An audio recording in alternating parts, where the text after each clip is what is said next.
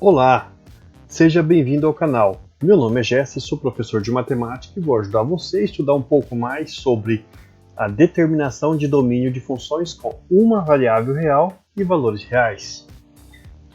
Se você olhar aí na tela, o primeiro exercício é de número 8. Não é um erro não.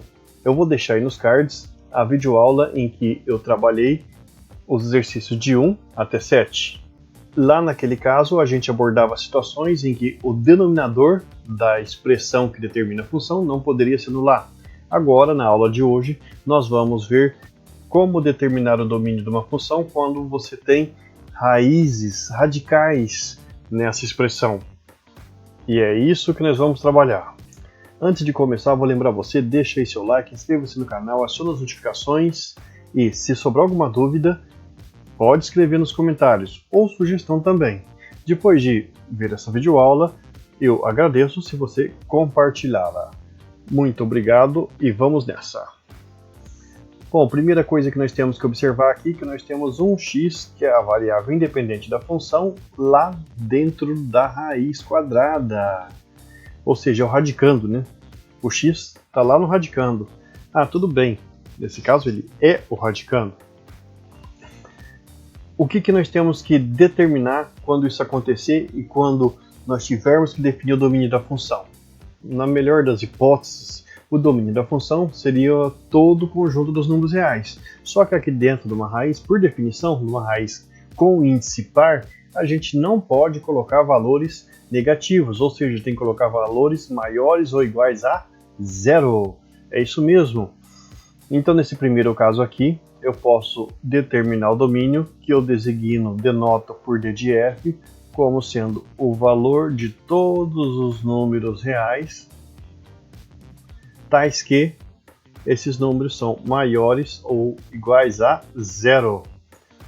A gente poderia usar também a notação de intervalo para isso, que seria o intervalo que começa no zero e vai em direção ao mais infinito. Tudo bem. E nesse segundo caso? Nesse segundo caso eu também tenho x lá no radicando, mas só que ele não está sozinho. Ah, então eu tenho que pensar que a expressão toda que está lá dentro da raiz quadrada, ela tem que ser maior ou igual a zero. Então eu faço assim, ó. Nesse exercício 9, eu simplesmente vou fazer x mais 2 tem que ser maior ou igual a zero. Como que eu resolvo isso? Como que eu isolo o x que está aqui do lado esquerdo? Como? Eu subtraio 2 dos dois lados dessa desigualdade. Quando eu fizer isso, eu vou obter x mais 2 menos 2 é maior ou igual que 0 menos 2. 2 menos 2 dá 0, sobrou só x desse lado. Então o x tem que ser maior ou igual que quem? 0 menos 2 menos 2. Ah, então conseguimos já determinar.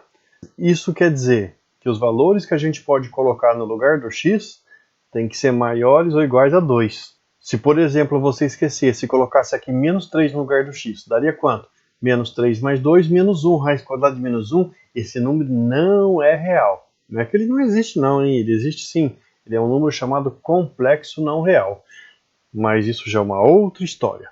Bom, então vamos escrever o domínio dessa função aqui. O domínio dessa função é formado pelos números reais, ou seja, x que pertence a R, tais que esse x é maior ou igual a menos 2. É isso mesmo. Ah, então ele vai do menos 2 lá para o mais infinito. É isso aí. Então a gente pode escrever assim, ó, menos 2 mais infinito para cá. Você pode colocar um parênteses ou então um colchete virado para fora. Quando o colchete está virado para dentro, significa que ele inclui aquele extremo. E nesse exercício 10, a situação é parecida. Então, eu tenho lá no radicando, de uma raiz com índice par, que é 2, quando não aparece nada, eu tenho x menos 3. E isso daí, então, tem que ser maior ou igual a quê? Zero.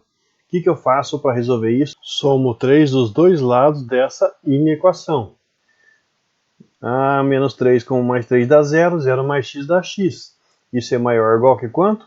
0 mais 3, 3. Pronto! X tem que ser maior ou igual a 3. Você viu como não é tão complicado? Então aqui eu posso notar o domínio da função é formado por x que pertence a R, tal que x é maior ou igual que 3. Ou, em outras palavras, é um intervalo que vai do 3 lá para o lado do mais infinito. Ou seja, isso quer dizer o quê? Que ele continua ilimitadamente. Nessa 11, nós já temos uma expressão que é um pouquinho mais complicada. Ela envolve 4x mais 2, está lá no radicando, dentro da raiz que é quadrada, então tem que ser maior ou igual a zero essa expressão. Toda vez que você tiver um índice par na raiz, o que está lá dentro, que está lá no radicando, vai ter que ser maior ou igual a zero. O que é o índice? Índice é o valor que fica aqui em cima, ó, perto da raiz. Quando não tem nada é 2. E quando não for 2, por exemplo, pode ter 4, ou 8, 6. Se tiver ímpar, é uma outra história. Você pode ter números negativos lá dentro. Mas se for par, você não vai poder de jeito nenhum considerar valores negativos no radicando. Vamos resolver isso daqui. Como é que a gente resolve mesmo? Para tirar esse 2 daqui, a própria maneira de falar ó, já indica. Eu tenho que tirar esse 2 daqui, então eu vou subtrair 2 dos dois lados da inequação. 2 menos 2 vai dar 0, 0 mais 4x resulta em 4x, isso é maior ou igual que 0 tira 2, tenho 0 reais, devo 2, vou continuar devendo 2, né? E agora esse 4, como é que eu faço para tirar esse 4 daqui? Vamos dividir os dois lados por 4, é isso mesmo, 4 dividido por 4 dá 1, uma vez x dá x. E aqui do outro lado eu posso simplificar a expressão por 2 em cima, lá no numerador e no denominador. Então o negativo continua, 2 dividido por 2 dá 1, 4 dividido por 2 dá 2. Ou seja, os valores que eu posso colocar aqui no lugar do x, eles são os valores reais, tais que eles são maiores ou iguais a menos meio. Vamos lá denotar isso. Então o domínio dessa função é formado por x que pertence a r, tal que o x é maior ou igual que menos meio. Ou, em outras palavras, é o intervalo que vai do menos meio para o mais infinito. Agora nessa 12 aqui a gente tem uma situação diferente. Por estar dentro da raiz quadrada aqui, esse 2x menos 4 ele teria que ser maior ou igual a zero. Só que ele ainda está no denominador, tá vendo a barra de fração aqui? Então ele ainda está no denominador dessa expressão. O que a gente vai ter que fazer? Quando a expressão está no denominador, ela não pode dar zero. E quando a raiz quadrada dá zero lá embaixo no denominador? Quando o radicando é zero. Então eu não posso considerar a possibilidade de ser zero isso daqui. Então eu vou escrever simplesmente maior do que zero. Toda vez que você tiver uma expressão assim, p de x, uma expressão que envolva x, tal, e embaixo uma raiz quadrada de q de x, sim, ó, toda vez que você tiver isso, essa q de x, além das restrições que envolvem lá p de x, que possam envolver p de x, aqui no caso, a q de x tem que ser maior do que zero. Na outra aula, a gente viu as expressões do tipo p de x sobre q de x. E a gente chegou à conclusão de que esse q de x aqui não pode ser zero. Então, para a aula passada, ocorria isso. Agora, se a gente considerar dentro do radical, lá no radicando, além de ser maior ou igual que zero, não pode ser zero. Ou seja, q de x tem que ser somente maior do que zero. E vamos fazer isso. Nós temos aqui essa expressão no denominador. Por que eu sei disso? Por causa dessa barra de fração. Barra de fração indica divisão. A raiz quadrada não pode se anular e ela só se anula quando tem esse valor aqui dentro igual a zero.